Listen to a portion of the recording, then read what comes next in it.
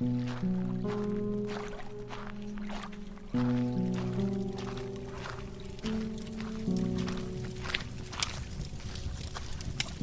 travelers, to my realm of nightmares. Allow me to be your personal assistant. Come in, take a seat, get comfortable. For when you step into my realm, there's no stepping out.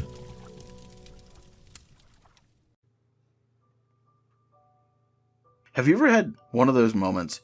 You know, the ones that just change the path of your life? Well, I had one of those happen back when I was 6. I am now 18 and just got out of the foster system. I'm still in therapy, and I'm sure I'll be for the rest of my life. However, one of my therapists suggested I start a journal as a way of telling my story in a safe place. Well, that was a great suggestion. I actually figured I would kill 2 birds with one stone, as the metaphor goes. I want to tell you my story, and warn any poor soul that may be visited by this creature as well. Like I said, I was 6, and this was back on the Christmas of 2015. The elf on its shelf was still at the height of its popularity. I love those creepy fucking things.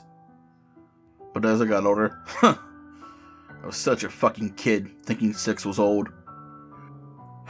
But I wanted a big kid's elf, not one of those little boring things. So I did what any kid would do. I wrote a letter to Santa and asked him for a bigger, more lifelike elf. Man, this is where I fucked up. From what I recall, the letter went something like this. Dear Santa, as you know, I am 6 and officially a big boy. I have been a good boy all year long. I want a living elf, or something that's more lifelike, to be my elf on the shelf buddy.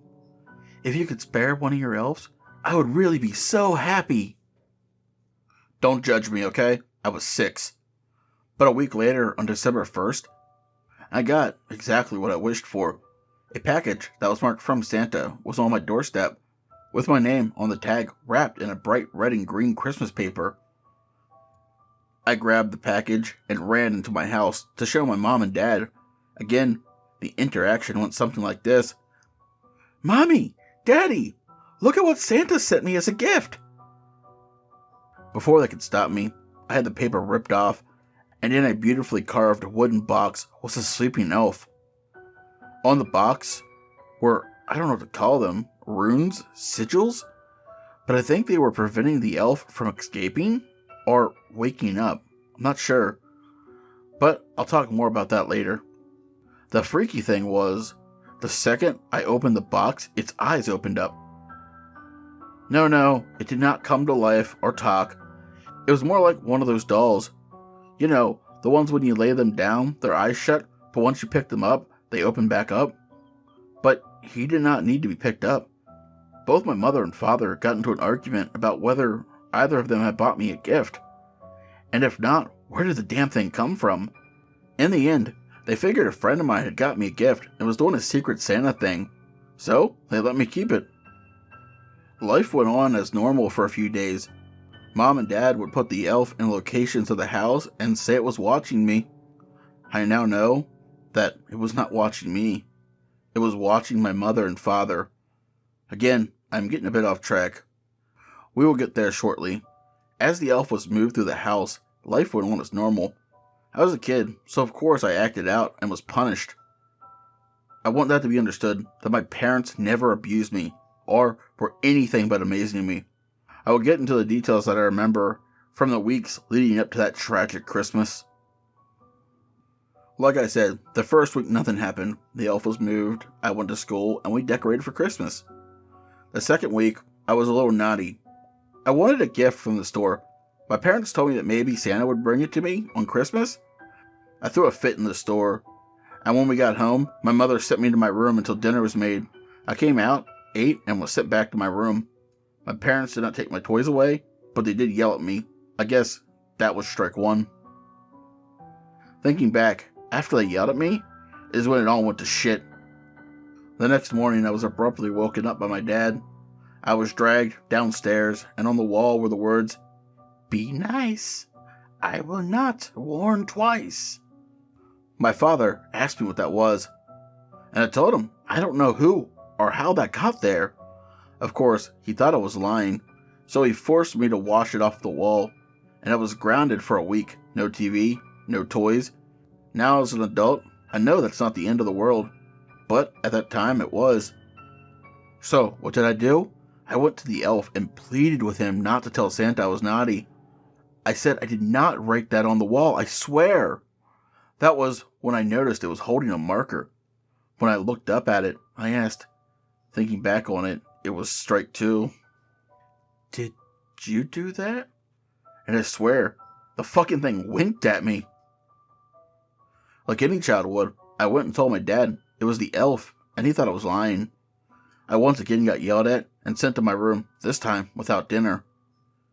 The next morning, I went over to the elf that was still being moved around, and I asked it not to hurt my parents.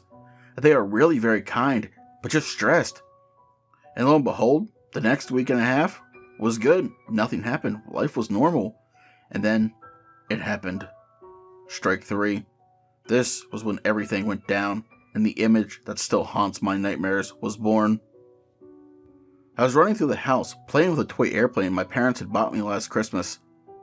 I was not paying attention and tripped over the extension cord that was powering the tree, tripping right into the tree and knocking it over. My mother's tree topper was a glass angel. It was her mom's before hers, and her mom's before that. It was a precious family heirloom, shattered into a million pieces. At first, when my parents heard the crash, they were worried about me, until they saw the tree, and the second they saw it, my mother took off in tears, and my dad went white hot with rage. What did you do, boy? My father did not yell. He asked this in a tone that was cold as ice. Daddy, I was just playing, and I tripped over the cord, and I knocked over the tree. I'm sorry, I will clean it up. I finished, hoping that it would make it better, but he just grabbed me, took me into his office, and paddled my ass. After that, he cleaned up the mess and did not talk to me at all for the rest of the day. Neither of them did.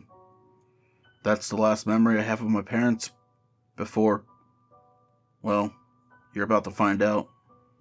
Tomorrow was Christmas Eve, and I was hoping that it would be a great day, despite everything that happened. But that was not meant to be. All day, I was worried about what my elf would do. If it did not like my parents yelling at me, it would be very angry about them striking me. Unfortunately, it would not be long before I got my answer. This is the part of the story that is not for the ones with a weak stomach or constitution. So if that's you, I'll ask you to stop reading from here. All that proceed after this point, you have been warned. I had a hard time falling asleep that night, but I finally did. But it was only for a short time. I was abruptly woken up by my bedroom door opening, and I heard footsteps walking to my bed. Daddy? Mommy? Is that you? I called out, but the voice that called back was neither of my parents. This is what it said to me, to the best of my memory. Oh, no, I'm not your awful parents. I am the friend you asked Santa for. I am here to keep you safe and happy. I have sent my report back to Santa, and he has given me the green light to take care of your parents. Go back to sleep, little one, and when you wake, you will be free. The elf said this in a joyfully odd voice. It left my room, and I just lay there until I heard the first scream. I heard my mother scream, and I bolted from my bed to my door, throwing it open with all of my strength. I ran down the hall and rounded the corner. I could see my parents' door, and it was open. They normally shut it, so I ran into the room, and what I saw was nothing. No one was in there. But then I heard screams again, and this time it came from the living room downstairs. I rushed down the stairs and into the living room, and I was stopped dead in my tracks. The elf was talking, and he had tied my parents to a chair. Oh, you two have been very naughty. And I am here to show you what happens to naughty parents when they have a good boy. It turned to look at me, and I pissed my pants, but I was still immobilized by my fear. The elf climbed atop my father and plucked his eyes out of his head, and did the same to my mother, and had inserted hooks into them and hung them from the Christmas tree he had set up. The screams that had come from them would have been enough, but then he gutted them. The sounds of him slicing them open and organs falling to the floor, the squishing of his feet from the blood that had soaked into the carpet as he walked, was the worst. I could do nothing. It was like he had me paralyzed and was forcing me to watch as he mutilated my parents. He walked over and used their intestines as Christmas garland to finish decorating the tree. After he was finished, he walked over to me. "My child, have a very Merry Christmas. Santa will be here soon to deliver your gifts and take me back to his workshop. It was a real joy getting to be your elf this year. Maybe next year you'll see me again." He drew a smiley face in blood on my cheek and went back to his box. The second he entered it, the lid snapped back into place and he went to sleep. Not long after, Santa did indeed come and collected his little elf. He gave me my gifts and left without a word. I don't know how long I was sitting there in that pool of my parents' blood, but by the time the cops found me, it was cold and congealed. I had not slept, ate, or moved the entire time. But they came in and asked me what had happened, and I told them what I had told you here. They did not believe me. They thought it was the work of some serial killer.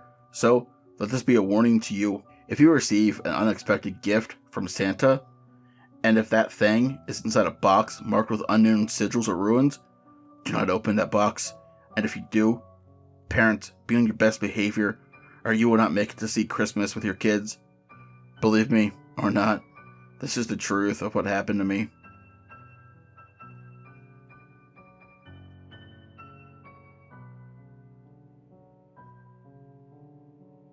Tonight's story was The Christmas Elf, and it was written by myself. If you enjoyed this, chances are you'll enjoy the content over on Lady Nopingham's channel. She is a new narrator, and she is a great friend of this channel. Please check her out, show her some love, and tell her PA sent you. Hey, did you know I have merch? I do. It's crazy, right? And if you like to walk around representing my realm and gaining new travelers, the links to my merch store, as well as all my other social medias, will be in the description below. As always, I'd like to say a special thank you to all my lovely Patreons. 242 Reads, Rando Calrissian, Pam, Seraphine the Midnight Bard, Creepy Clown Girl, Mia Mino, Philia Noctis, Hair Raising Narratives, Spooky Boo Scary Story Time, Lycan Trucker, and Nathaniel Nelson. If you'd like to join these lovely travelers but light my fire, you can do so by becoming a Patreon as well. The support is always appreciated, but never expected. Please don't forget to like, comment, share, subscribe, and ding that bell for all future content. But as always, travelers, once you step into my realm, there's no stepping out.